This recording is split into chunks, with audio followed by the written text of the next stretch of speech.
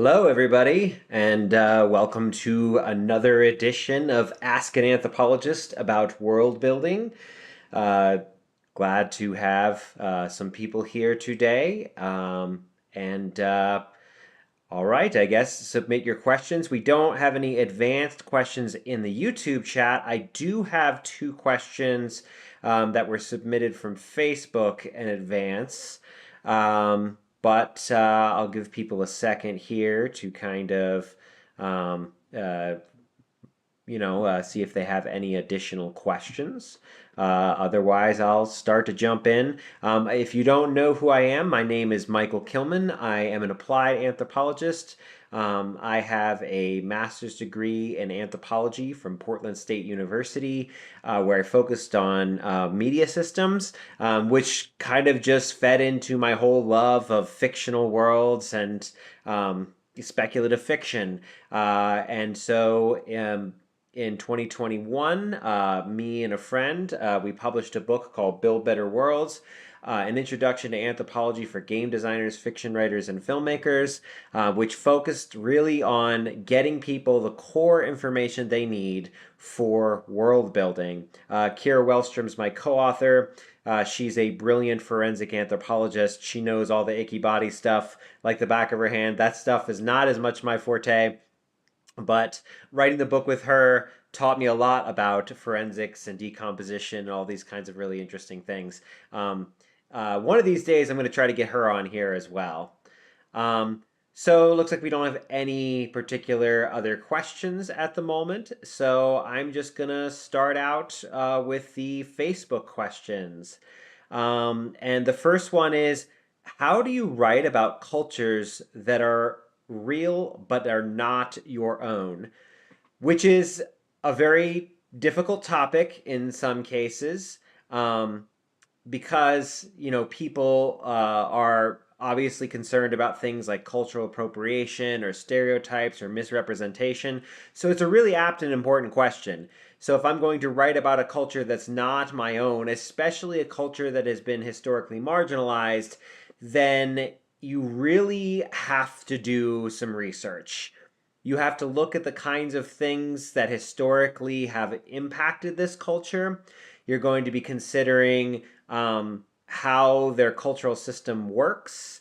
And there's also something, though, that I think what you'll find in more amateurist kind of world building, and that is that they don't give people agency. For every cultural system, there is complexity. There are always going to be people who deny what the culture is doing. There are going to be people who they reject core tenets of the cultural sphere or system.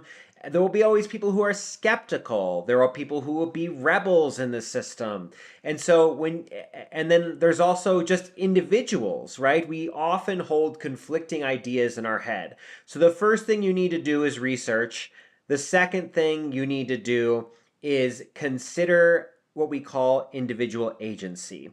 An agency, that term in anthropology means the ability to make choices, but there's a caveat in anthropology, because in anthropology we know that no one is really truly an individual. They are a product of their culture, their history, their language. All of these things are not stuff that you invented, right? This is why it's so interesting, because when you actually think about individuals, what you're thinking about is a very small sliver of identity. And the rest of that stuff is just simply people kind of adopting the cultural norms and values and ideas. So, for example, when you were born, the religion, the education of your parents, the rituals, holidays, all those stuff, the language, all those things are given to you, including a very long arm of history about your culture that you have nothing to do with and interact with. So if you're going to be representing anyone in fiction, you have to be thinking about these things. That individual identity is actually only a very small sliver of the cultural experience of an individual. But at the same time, any individual can deny all that stuff. And, when you become a teenager and you go to college, or you go out into the world, you begin to form kind of your own separate kind of identity. That's a lot of what teenage rebellion is about, for example. It is about looking at the cultural systems you see, looking at your parents and your upbringing, and kind of creating your own identity. So all cultures do this. So no matter what culture you're representing, what culture you're building, that is something that's definitely going to be happening. So those are the two things. First, you're going to consider doing a lot of research. So if you're looking at a marginalized community, you're going to look at the power structures that have been historically marginalizing them. And then next, you're going to consider their individual agency, that they can deny all of this culture research you've done. They can kind of throw any piece of that away. They will naturally want to keep some of it, if nothing, at least their language. But maybe they'll look at history and be like, I don't agree with that, or I want to look deeper into the complexities of this conflict. Or maybe they will side, if they're an oppressed population, there are plenty of oppressed people who also side with the oppressor, because there's advantages in doing that. Sometimes you can get ahead by siding with the colonizer. So there's lots of things to consider there. And last, I always recommend, if you're picking a real culture, try, if you can, to find someone who has specific knowledge about that culture, either as a researcher, or even better, if you can't do that, if you can do better, you would want to pick someone who actually grew up in the culture. So that's something to consider when you're writing about real cultures that aren't your own. And I also just think, like, if you're going to write another culture more generally, let's say you are building a fictional world and it is located in this particular other culture. First, you should question if you're the right person to write that book, first of all. Like, is it really necessary for you to write that individual culture? It might make sense for you to do it. It might not make sense for you to do it, because there might be someone with a real lived experience that does that. But also, like, I don't believe that you should just not write another culture. You shouldn't just skip something over simply because it's difficult or hard. Good writing, good world building in general is confronting the complexity of the world, right? But there are certain situations where you may not want to be representing another culture. So be thinking about that too.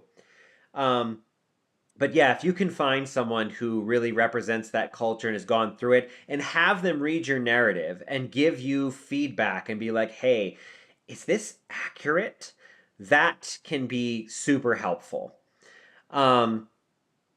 Yeah, so make sure that you're doing your due diligence, it's like any other kind of research. If you're going to write about Victorian England, you're going to sit down and you're going to study a lot of stuff about Victorian England. And you're not just going to study the people and the political conflicts, you're going to study the archaeology of that era. What kind of items did they have? What was common use, right? You're also going to be looking at, like, what are the norms of economics? Like, what does it look like to be at the top of the situation in Victorian England? What about the middle? What about the bottom? You want to make sure you have a well-rounded kind of holistic experience of what the world is going to look like. So it's the same thing when you're doing another culture. You gotta make sure that what you're doing is saying, I'm looking at all aspects here. Because, again, anyone can deny this stuff. Okay, well, yes, absolutely. Free to come in and out as you choose. Free to feel any questions. I'm happy to field to the best of my ability. If I don't have an answer for you, I will find one and put it in the chat. Don't know everything. But I can certainly try to answer, or at least speculate along with all of you. I have a second Facebook question here, and that is, how do you create a really interesting and unique mythological system that's realistic? And I think one thing I would recommend is looking up the anthropologist Mary Douglas. There's a bunch of videos online that you can find, and I will put one in the chat after, that just talks about her core concepts. Mary Douglas's whole project in the late 1960s was to look at how do cultures construct concepts of purity.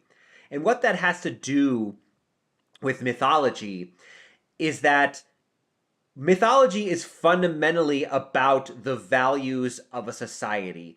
It is marking what is clean, what is dirty. And when I say clean and dirty, I don't just mean like I put my shoe on the table on the dinner plate next to my shoe. What I also mean is that I'm looking at what does it mean to be a good and a bad person in that society? What values does that society have? And mythological stories are going to be covering the kinds of values that the culture and society has. So, and as I mentioned last time, when you're thinking about maps, for example, in the last live stream we talked about this, you're going to be thinking about geography, you're going to be thinking about access to resources. Certainly a desert mythology is going to have a concept where they're going to conserve water. Very often desert cultures it's very important to share resources because resources are scarce. Not always the case, but often. You're going to think about the kind of clothing and covering. So, there's a lot of misconceptions, for example, that the hijab and various other, and the niqab, and various other coverings in the Muslim world have originated with Islam, or they're enforced by Islam, but in reality, those were the style of dress that existed long before Islam came along. For thousands of years, people have been dressing in those. And it's simply practical at the onset, right? You don't want to go near naked into the desert. That's a terrible idea. What you're going to do is you're going to wear some kind of clothing that is going to conserve your sweat. It's going to be long, it's going to be flowing, but it's also going to trap moisture in to keep yourself cool throughout the hot day, right? So your mythology is naturally going to surround certain kinds of garments. There's going to be certain kinds of foods. And back to Mary Douglas again here. Mary Douglas was asking again these questions of purity, and she looks in particular at the Hindu Vedas in her book. And she also looks at the book of Leviticus. And the reason she looks at this is because she wants to understand how do you get things like food or clothing or marital taboos or various other things, right? Some of those things have to do with power, but another one of those things has to do with things like schismogenesis. And if you don't know what that schismogenesis is, it's the concept of identity through opposition. In other words, I am going to make my identity specifically in opposition to you. So if you are, for example, oppressed by the Babylonian Empire, as ancient Jews were at some point in their history, and you notice that they have a staple, and that staple in their food diet is pork, you might think to yourself, I don't want to eat the food of the oppressor. And so their myth structure then references that, right? Hence the beginning of the pork taboo. Now, there can be other reasons beyond that for the pork taboo. Perhaps some of them notice that if you didn't cook it a certain way or cook it long enough, you might get sick. It could be the fact that very often pigs, not in the wild, but when they're domesticated, become quite disgusting and filthy creatures. That is the product of a human domesticated environment, not necessarily in the wild. And pigs are omnivores. They will eat whatever you give them. So there could be multiple reasons, but it will be represented in your mythological structure. So you're going to be thinking about concepts of purity all throughout your mythological structure. When you build it, you're going to be thinking about what are the key values. And again, their geography is going to play a role in the mythological structure. Like I said with the desert reference, if you go to the Arctic, for example, they're going to have lots of mythological structures around the cold. And also a part of that myth structure will be kinds of monsters. The mighty Wendigo, for example. The mighty Wendigo is a great example of a mythological creature that is in the Arctic Circle area. The Inuit and other native Alaskan tribes, for example, have this Wendigo, this terrible creature that results from the consumption of human flesh. You're said to turn to a Wendigo if you are alone and isolated in the wilderness and you're starving to death. And you turn and just get desperate and eat human flesh, which tells you something about their taboo, right? Their taboo in their mythological structure is don't eat human flesh, no matter how bad it gets. If you eat human flesh, you're going to turn into a monster, right? So that tells you something about their concepts of purity. So, other questions? Happy to field questions. Looks like I got several viewers here now. But more than happy to field more. I can talk all day about anthropology and world building, you guys, and I will talk for at least an hour here in total. But if you have lots of good questions, I may stay even a little bit longer. Let's see, what else? Health, I think, is another really interesting one, or concepts of a body. Something that we don't often think of, for example, is that surgery is not intuitive. The idea for most of human history that when you are sick, you cut into somebody to make them better is very counterintuitive. You're like, I am going to put a hole in somebody to heal them.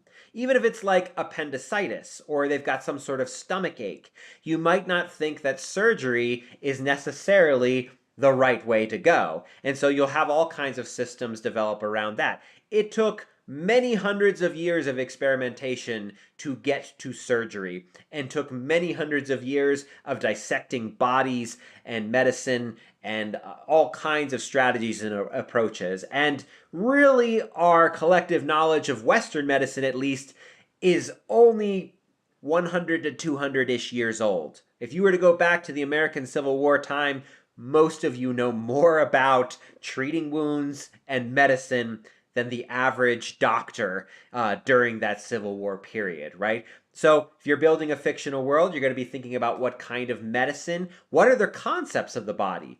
Not every culture has the same concepts. If you look at miasma theory is another great example. Before we have the Western concept of germ theory, we have miasma theory, which is the idea that bad smelling air is what makes you sick, right? And it kind of makes sense if you think about it. If you know nothing about germs, you don't have the technology or tools to see tiny little microscopic organisms, then you notice that when there's foul smelling air around, like flatulence, for example, that's a sign of sickness, or rotting bodies, that you can get sick from being around rotting bodies. Actually, it's actually a smart way to go, because you don't understand the science of it, you don't have the technology for it, so you say, well, what's the closest association? So you build a whole structure around that. All right, I got a question here. For my game, there is a dream world that allows you to reach other dreams. I'm using this dream world as a vehicle to levels. How do I go about giving that dream world character? So one thing you're going to be thinking about is, what is the everyday reality and the lived experience of humans in that culture, first of all. What is the dream world? The dream world is going to reflect, albeit abstractly, the regular world. You don't dream about stuff you don't know about. You may find yourself interested in looking in the concept of Aboriginal Dreamtime, for example, the concept of the everywhen. That's a really interesting concept to see a different way of approaching dreaming.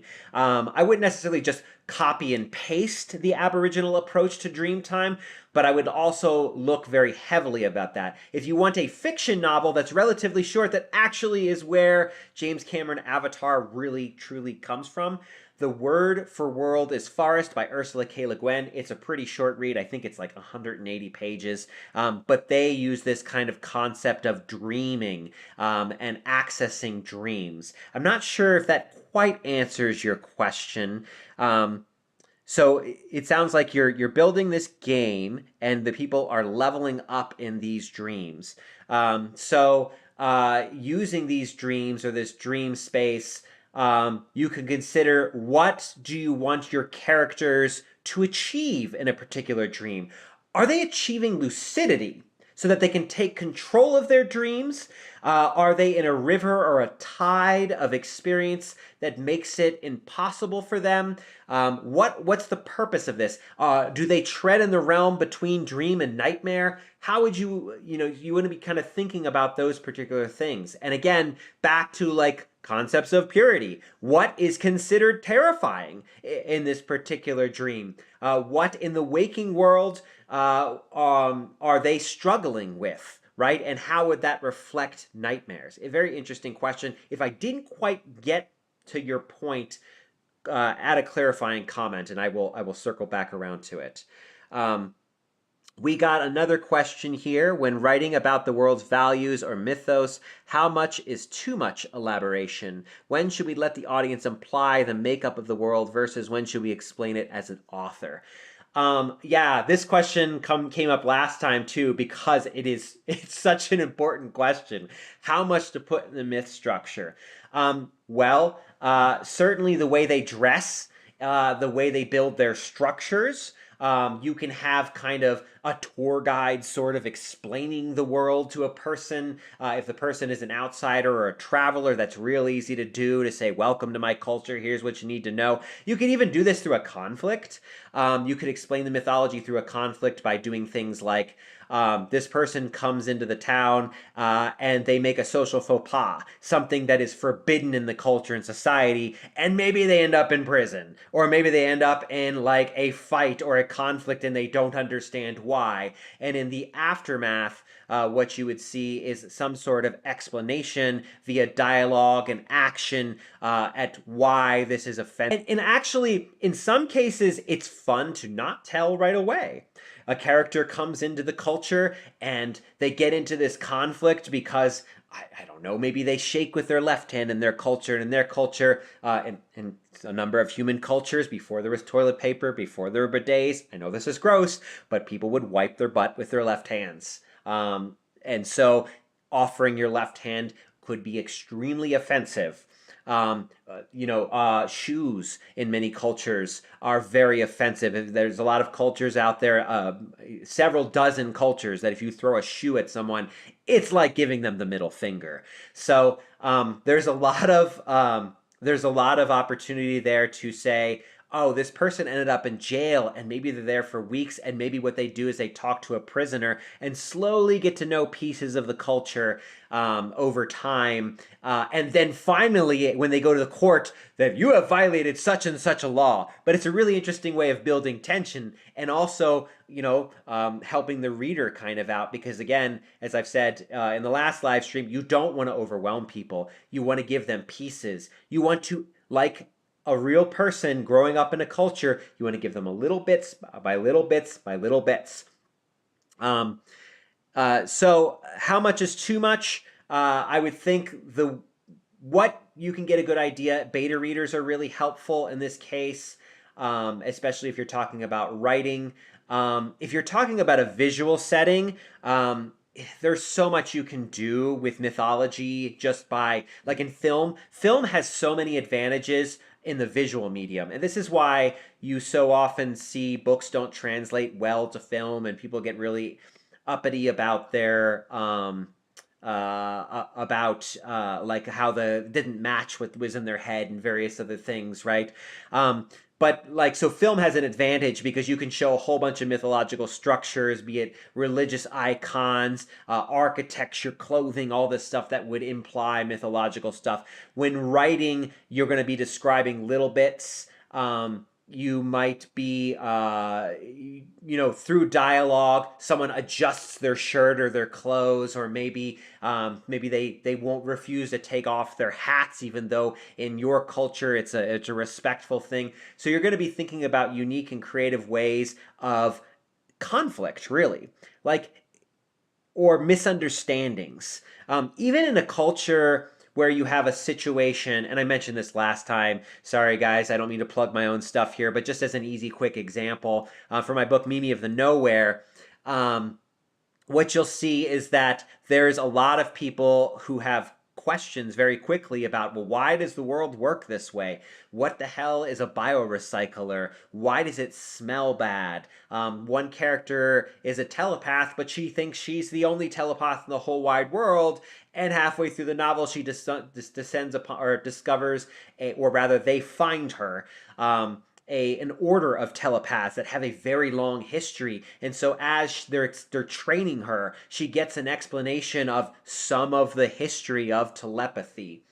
So that's kind of a way of approaching this myth structure. It's really just thinking about how do you keep from doing too much info dumping in one setting. And I don't know if there's a set number. Different genres have different levels of patience with info dumping. Historical fiction, fantasy, and sci-fi can get away with quite a bit more info dumping if done strategically. I usually recommend a situation if you're doing a really complex world, what they call in media res. So in the middle of conflict, you're dropping a character, there's a middle of a conflict somewhere, or pretty quickly there will be conflict, and then having them work their way out, getting the reader invested. And once the reader is invested, they're much more curious about the world. And then just each chapter, or every so often, you're dropping more information for the reader to digest. I think that's the way to go.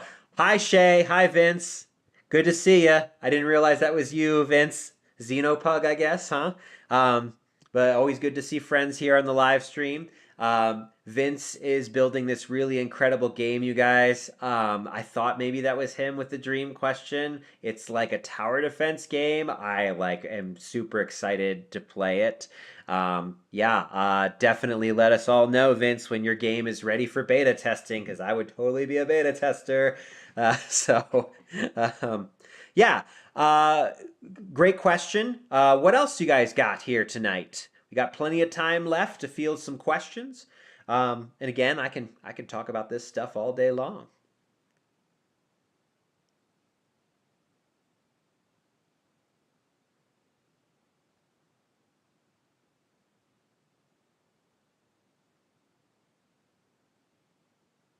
One subject that I think doesn't get talked a lot about in world building more generally is archaeology. And just, I have an archaeology video here, Anthropology in 10 or less. It's just an intro to archaeology. It'll give you a real quick spiel, 10 minutes, about what archaeology is and how we do it. But just in general, archaeology is about the stuff that cultures make. Some of that stuff is adaptive. And one way to think about culture is that a lot of what culture does is adapting to a physical or social environment, right? So if you're in the Arctic, your archaeology is naturally going to have a lot of thick, warm clothing. You're going to have tools and techniques to survive that climate. If you are in the jungle, clothes are going to be less of a concern. A little bit of a side note here. Tom's shoes is a great example of this. If you don't know what Tom's shoes is, it was like this. I actually interviewed the guy when I was doing journalism back in I think 2008, 2009, and he was heralded as this genius. And Tom's shoes had this 1-for-1 model. If you buy our shoes, we'll give a free pair to some needy person at some part of the world. Well, it looked great. He was heralded in Forbes magazine and The Economist and all. This is this brilliant model. This will replace nonprofits and this will change and radically alter the world. Well, what he didn't understand was that there's a lot of cultures that don't wear shoes. Because if you wear shoes in a very humid jungle environment and you have no way of changing out things like socks because they're not given socks, then you get things like trench foot. And people got gangrene. And some people lost their feet. And then some people realized very quickly that shoes are not very useful in those kinds of environments. And so there's these piles you can actually Google and find of Tom's shoes in large landfills. And then on top of that, like giving a whole bunch of free shoes to a third world country also creates a problem with cobblers. If people are making their living off shoes and suddenly there's an influx of free shoes, you're disenfranchising people. And so when you're thinking archaeologically speaking, you might be thinking about what kind of things won't be necessary as well. What won't they need going forward? And then also too, like just because some new cultural ideas come to town doesn't mean a culture wants to adopt them.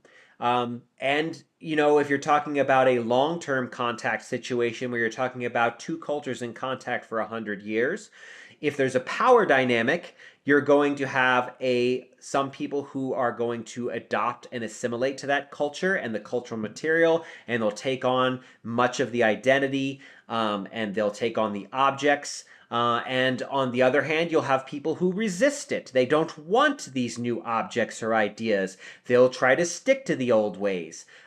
You'll also see generationally, younger generations are always much more likely to adopt new things than older generations. And that's just people like the familiar. If you grew up, at a certain era, you're going to have preferences for things in that era. Uh-oh, did we lose a connection? Oh boy, no data. Did we lose internet? Well, it looks like we're back. Okay. Apologies, everyone. I think I lost connection there for a moment. But I think I'm back. Perhaps the Wi-Fi went out in the house. But yeah, looks like I'm back. Yeah, no problem, Vince. Let me know. What other questions do you have? I mean, I could talk more on archaeology if you guys want. If you're not familiar, a really great case study of archaeology and thinking about what cultures have is Otzi the Iceman. Look up Otzi the Iceman. It's spelled O-T-Z-I. He was a guy found in a glacier, and he is just fascinating. Because at first they didn't even kind of know what killed him because he was all filled with disease. I think he had a knife wound or an axe wound in the back. But he might have also died of starvation. They could actually open his stomach up and see what he had been eating culturally. And then, of course, there's all those objects and everything. It's a really fascinating case study. There's also quite a few bog bodies out there that have a lot of cultural material, mummies that have a lot of cultural material, lots of really great stuff, and grave goods. If you want to study ancient cultures and incorporate some kind of archaeology into your world, those are great places to start, is to be thinking about those things. And no matter what you're doing with your fictional world, there's probably a history. And if there's not a history, that's a whole world built in of itself, right? And what I mean by that is if, let's say, you have a bunch of humans, like in the series The Expanse, they land on the planet, is it Illis? I think it's Illis. And there's never been any humans, but also they find all kinds of ancient alien ruins that they're trying to figure out what the hell they are.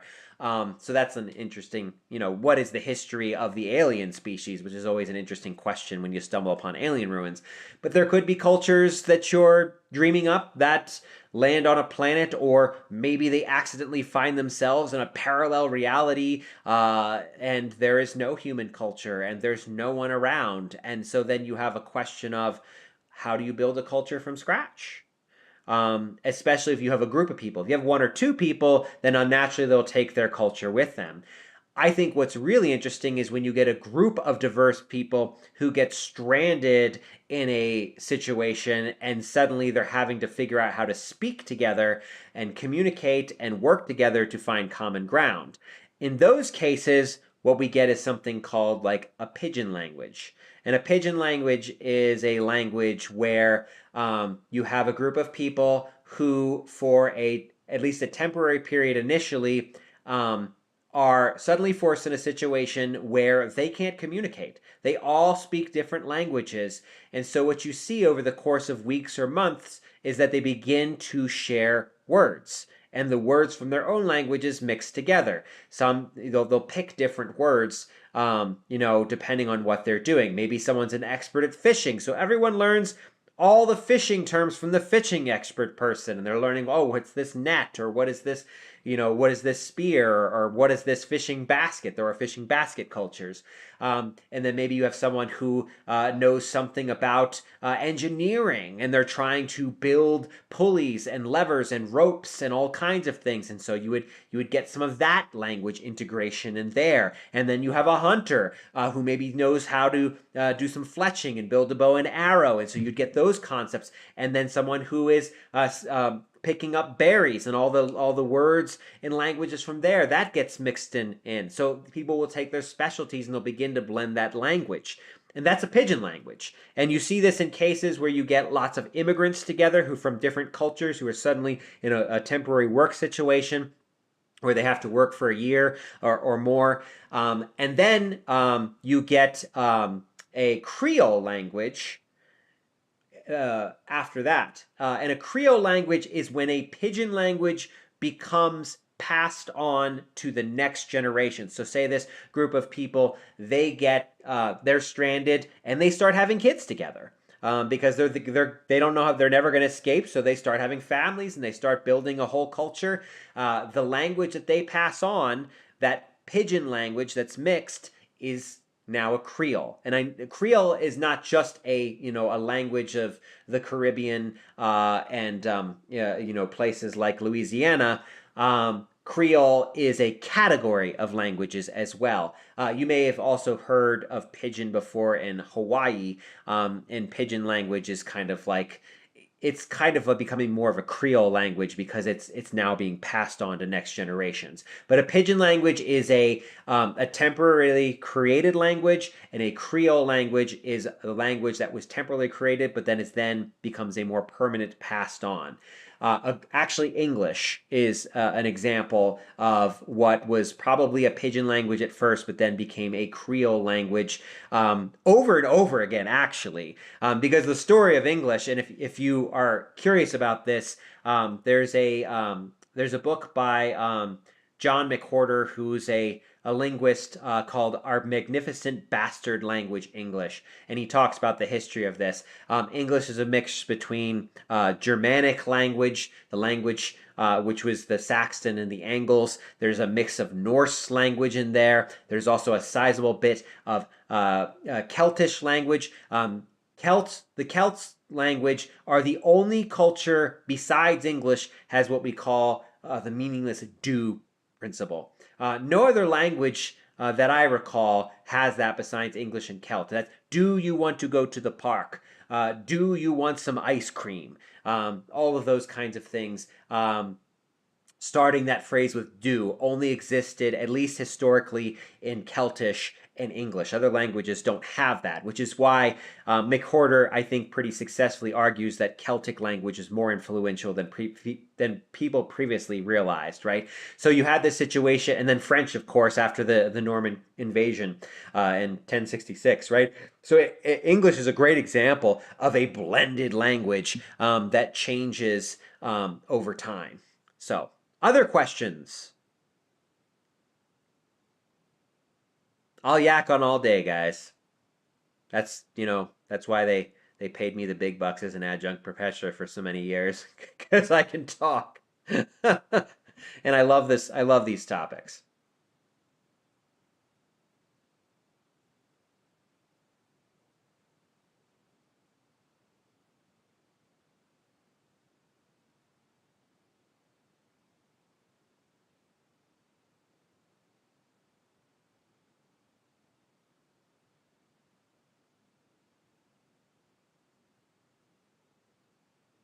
What kind of projects are you all working on? Is there anything in particular that you're struggling with as a world builder? It's hard. I know myself. I am working on the fifth book of my Chronicles of the Great Migration series, and I'm trying to build a unique political system that takes much of the influences from our current time, it projects them thousands of years, about 1,300 years in the future, but integrates AI, a very empathetic AI, and it's it was designed specifically to be a machine that cares, and it helps manage the civilization. And so, what would that kind of look like? What kind of political structures would exist? And you have a number of different cultures who are forced underground. This is a world with giant walking cities, but it turns out they find out you get hints of it earlier that there was a whole civilization of refugees who couldn't get on the walking cities, who went underground into cave systems and then began building a civilization under there. But it's all these different cultures. It's people from across the political spectrum who are suddenly find themselves needing to survive and work together, and they don't all agree. And so, how do you have a situation where you have a very clear carrying capacity in an underground region? You have a super advanced AI system. There's also some mycology that kind of goes on that they integrate. There is knowledge of Western cultures, there's indigenous knowledge. So, it can be really tough and tricky, and sometimes it can take a long time to kind of figure out how to approach a particular kind of world building mode. What is your political system like? And I think one of the most important things you should be thinking about is, how do I make my culture make sense?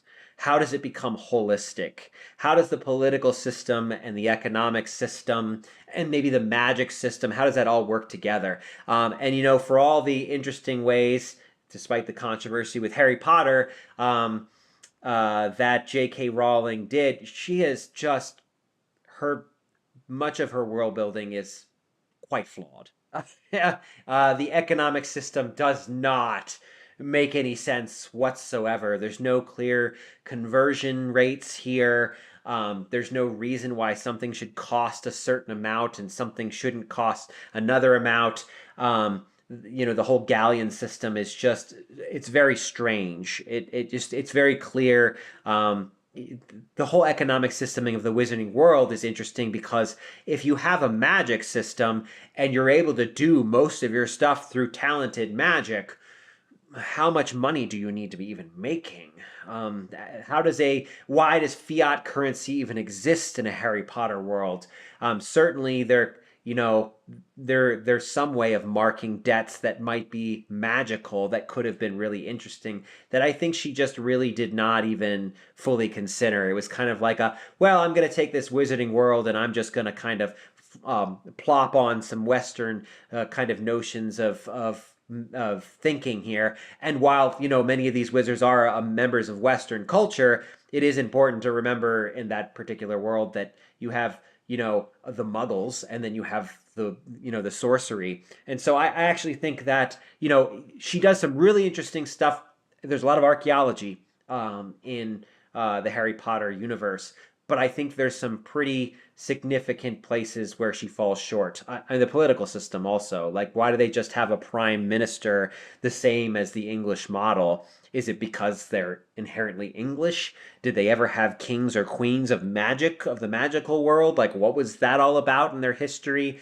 There's just so many missed opportunities in that fictional world. And you'll see this actually. It's one of the most common critiques I have of a lot of fictional worlds.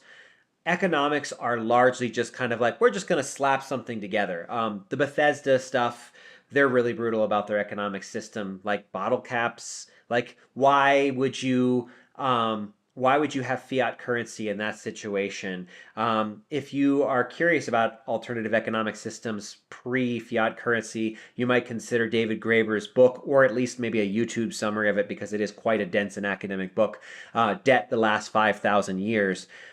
Because before there's fiat currency, we have virtual credit systems. So, small scale communities, everyone kind of knew. Even in cities, silver and things were not widely circulated for a very long time. And it's not a barter system. It's not I trade. The barter systems have never existed. They've never been a mainstay of political things. Barter was usually for enemies or strangers only.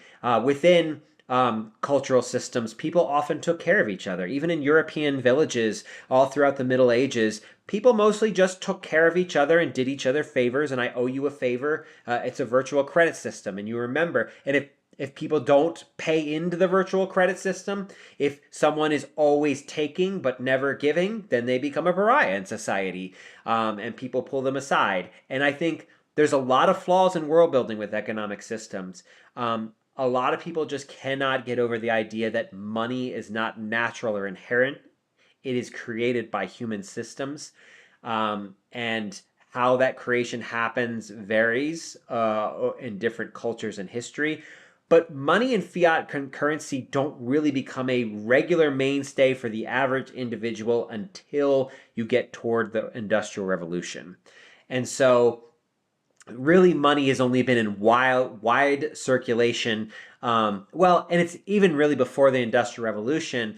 Colonialism is what made Europe freely circulate money, because before then, money was really, it was hard to come by silver pieces. It was hard to come by gold. Like, that's why so many of the conquistadors, they just go gaga for gold and then silver after that, because you can then mass produce coinage, and that was not really possible really before colonialism. And the colonialism is really what ends. It takes a long time, but it's really what ends feudalism and gives rise to the Industrial Revolution and what we consider modern capitalism. So I think there's a lot of people, when they're doing their world building, they just kind of slapdash that capitalistic industrial revolution kind of stuff on there. And like, you can do whatever you want with your fictional world. You don't have to follow any standard rules or practices. You can try whatever you want, but you want it to make sense together. And I just, again, my big critique before we get into all the J.K. Rowling is not a great person kind of stuff. And there are some other problems with Harry Potter, like very heavy colonialist kind of thinking in there, which is clear in Rowling's personality and what she did with Native Americans when she started creating like American magic and stuff. But ultimately, like, her economic system makes no sense, given that you have what is essentially a nearly scarcity-free society. It should have been more like Star Trek. Magic is like replicators. If you have magic in that kind of system, you should have this sense of scarcity and the stark differences between wealth and poverty. You can still have those, but it shouldn't be around money. Maybe it should have been around old magic, or family dynasties, which they kind of sort of have with the whole house elf system. But I think what she does is it's just bad world building. Ultimately, I could pick apart that stuff. Any other questions? Otherwise, I'll just keep talking about world building stuff. I think a really great example of world building that I think most people, if you want to take a page from it, is the Expanse universe. Those two guys, they're co-authors, and they write under a singular pen name. But the Expanse series, Corey is what they write under. But not J.A., sorry. S.A. No, I can't. Why I can't remember. James A. Corey. Sorry, everyone. But that does a really truly excellent job of world building. It's clear that they really considered the implications of what would happen if you colonized the solar system but did not change capitalism or tech bros or various other things, and what kind of systems would persist, what things would get worse, what things would get better. What kind of technologies would you need to develop if you were colonizing space and you didn't have like shields and gravity, artificial gravity, and life support was limited, and you had to grow much of your food in space, or you had to mine for water across the asteroid belt and other places. There's a lot of really good consideration. It is hard science fiction, so I think they really sat down and thought about the implications, which is, I think, pretty cool. I'm also just biased because I love both the books and the show. I think it's one of those rare instances when they inform each other, that actually reading and watching together is enhances the story. Plus, you only get the last three books, the last three elements of the story in the book world. They stop at the end of book 6 in the show, and they do that for a variety of reasons, such as like there's a 30-year time jump, and also I guess the show is really expensive, so. Um, Other great examples of world building. Um, I like Dune, but I do think that in some ways that I think in the films, or in the most recent edition of the films, the Fremen have more agency, individual ability to to take on their own identity, whereas Frank Herbert kind of made all the Fremen sort of two-dimensional. I mean, you get a couple of characters who are not two-dimensional, but overwhelmingly they're kind of just religious zealots. And I think there are some kind of elements that are problematic with that. Certainly, I mean, Herbert is kind of like him and Tolkien are like the godfathers of world building, right? So you have Tolkien and fantasy, and I think Herbert was really trying to do a Tolkien for sci-fi. I mean, he's really the first one to really do it. If you look at the progenitors of sci-fi, like Isaac Asimov, really not that great of a world builder. Arthur C. Clarke, not that great of. They tell a hell of a story, but not great world builders. So, I think it's not really until you get to the 1960s, and also I think that relates to anthropology. We were guys, we were assholes in the early days of anthropology. We painted cultures as stereotypes. Anthropology was originally founded for colonial oppression. It's obviously not that anymore. It tries very hard to really represent the authentic lived experience of humans. But I think the quality of anthropology and social science did impact the quality of world building. Certainly, you had Tolkien, but if you look at what Tolkien is doing, it's largely just a reflection of Europe. Tolkien has some significant problems too. Orcs are two dimensional. Orcs, I know there's arguments against this, but generally speaking, orcs don't have a culture. They have all this blacksmithing technology, which I know is given to them, but also to be able to even do that stuff, to be able to become a skilled artisan, to be able to forge blades, requires a certain degree of artistry and knowledge. They certainly have artistic style with the way they do their armor. They certainly have artistic style with the way they do that, but the orcs are not actually culturally relevant. And I actually said this. I was giving a talk at a Denver Nerd Night at one point, which is kind of just like a fun event where you get up and talk about nerdy science subjects. And one of those nights, I gave this lecture on Tolkien's problems with world building and orcs, and just really more generally, like building fictional worlds. And there happened to be a Tolkien scholar in the audience, and he came up to me after. He said, Tolkien actually struggled with the orcs. And one of the reasons he took so long, I guess, to get the Lord of the Rings out, he said, was that he thought the orcs needed more to them, but he really didn't figure out how to do it, while at the same time, he was like, they shouldn't have been wholly evil like they were. But he said, ironically, Tolkien had the solution in front of him, that they were essentially possessed by dark magic. But man, what would the Lord of Rings been if you would have had another story about an orc who broke free from this kind of magical oppression, right? How much more interesting would that world have been? I mean, not that the Lord of the Rings is not a masterpiece, it is, but he had his problems in world building. Very few people do world building perfect. It's hard. So I think the most important thing, of course, and I say this all the time, is you got to serve your story. I I got a few minutes left. Any final questions out there? Any final questions on fictional world building? We definitely had some great questions. I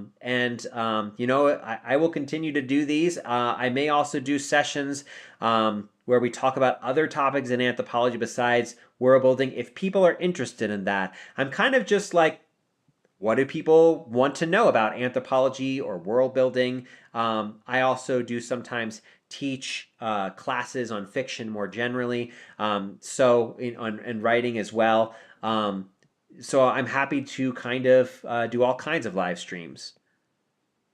Oh, okay. Here we got a question.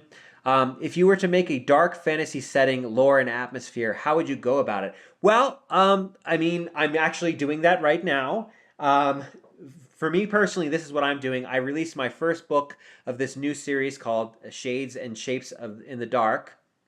And Shades and Shapes in the Dark. Oh, looks like we lost the stream again. Hopefully it will come back. Oh, there we go. We're back. Okay. Sorry, guys. It looks like we lost the stream again. I apologize for that. I don't know why we're having internet issues. So the question was, if you were to make a dark fantasy setting, lore, and atmosphere, how would you go about that? So I'm writing a dark fantasy horror novel series called Shades and Shapes in the Dark. The first book came out last May. And it is set beginning in the 1990s. And then it follows the character through 40 years of her life. Each of the 4 books is basically a decade of her life, or represents at least a decade of her life. With the first book is when she's 9. The second book, teenager. The third book, 20s and early 30s. The last book, 30s and 40s.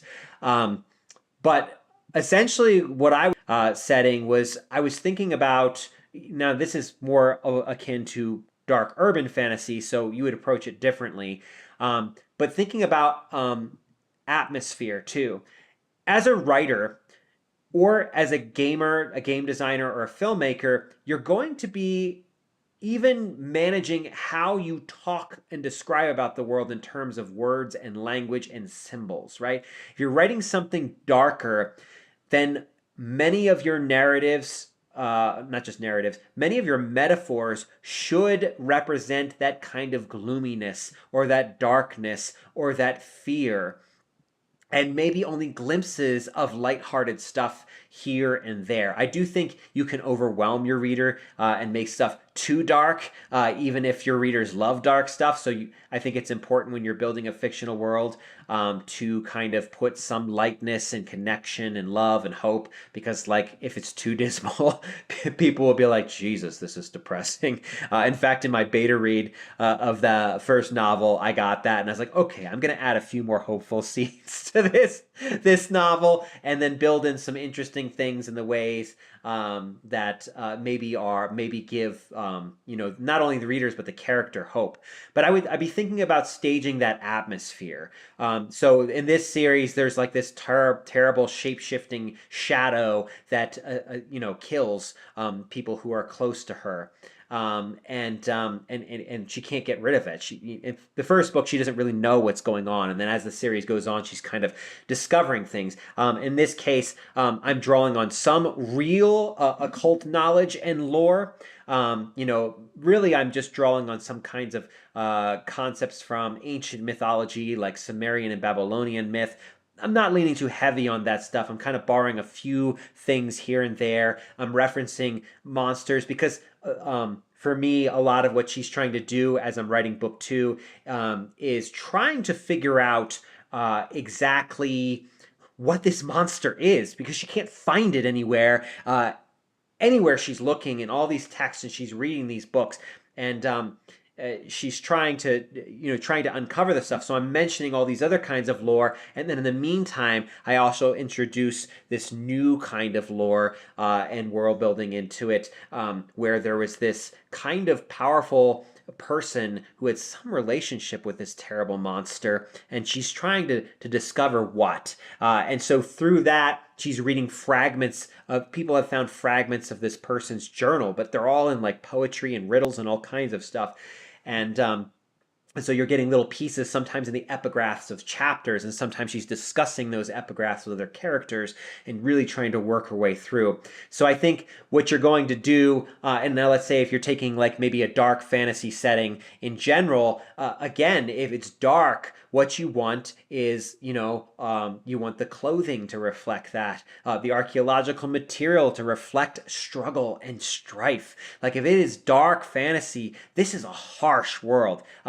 You know who is a master of this? If you just want to read an example, Joe Abercrombie. He is just incredible at building like this very dark, it's grim dark for a reason. You have to really like his kind of stuff. It is relentless. No one in that world is a good character. Everybody is super complicated. Everybody's kind of a rascal. They've always got kind of their own agenda.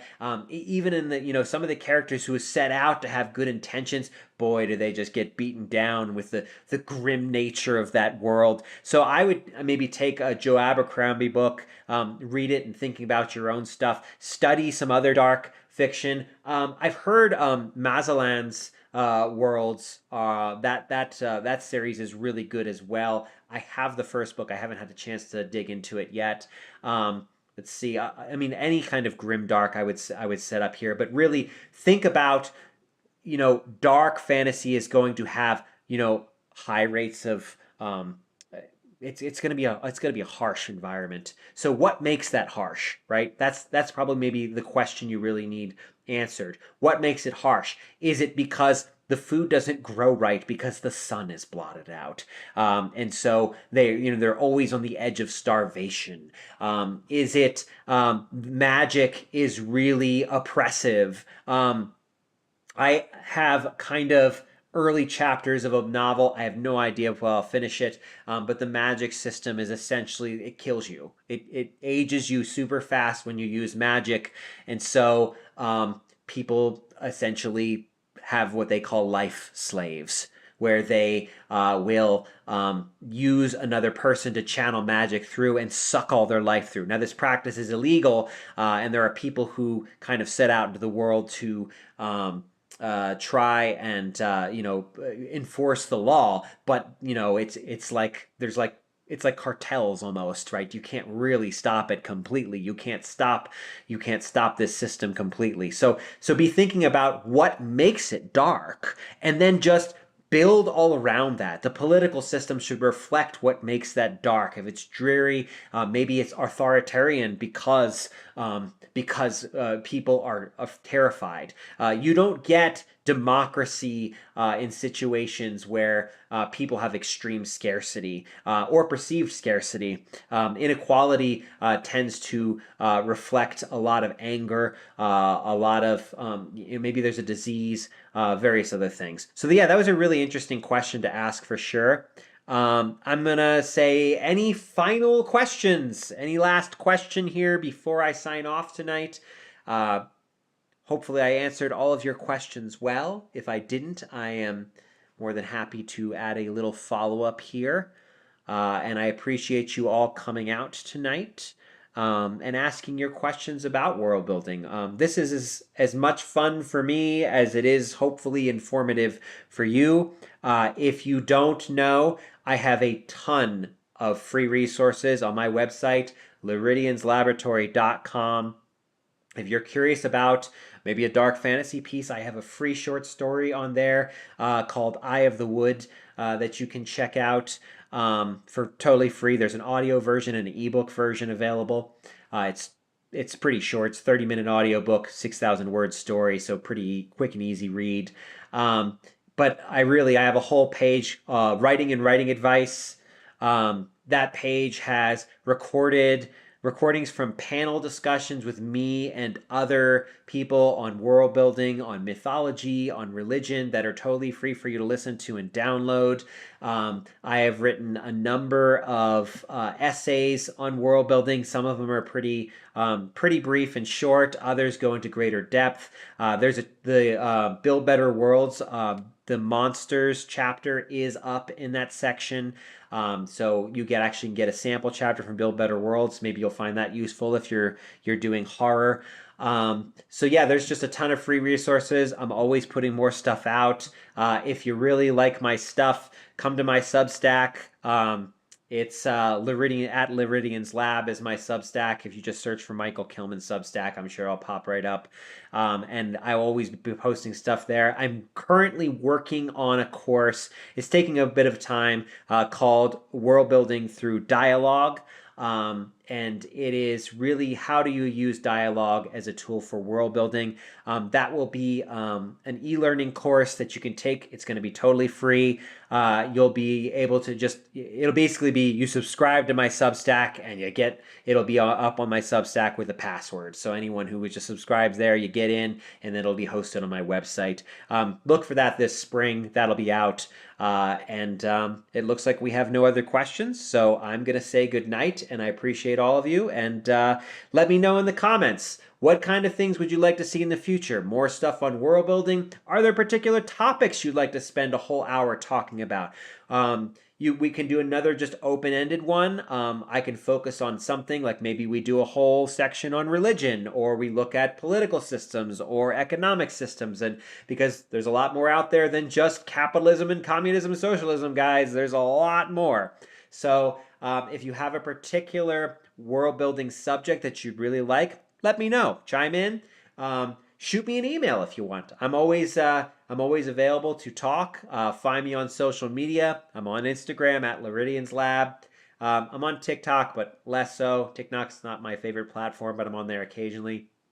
Instagram, Facebook, those places are easy to find me. And again, Substack and my website. I will see you all sometime soon. Thanks again.